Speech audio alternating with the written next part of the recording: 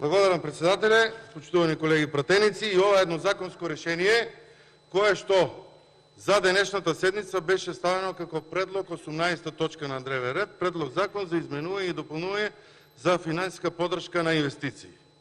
За истиот материјал добивме информација дека е повлечено како точка од дневен ред. Да, некаде околу 11 часот во текот на денешниот ден, на 22.7, околу 11 часот, во времето предвидено за седница, дојде истиот материјал како точка на дневен ред.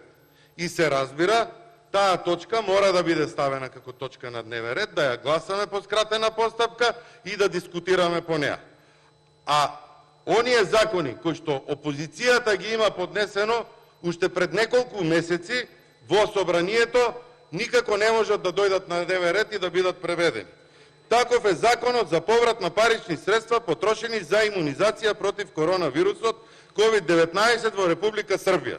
Закон поднесен во архива на 21.4.2021 година, а на парламент излезе на 22.4.2021 година, колега, пошто ме прашавте.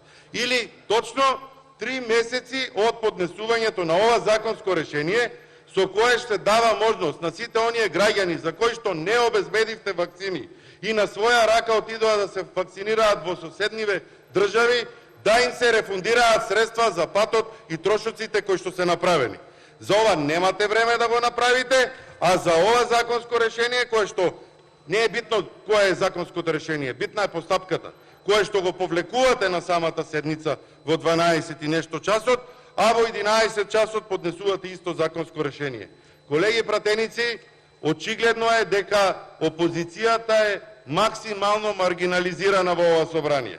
И затоа, кога друг пат ќе излегувате на пресконференции и ќе ја обвинувате опозицијата за било што, имајте ги во предвид начинот и вашиот однос и работата и почитувањето кон опозицијата.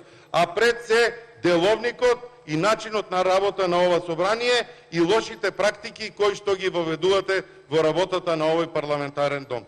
Благодарам.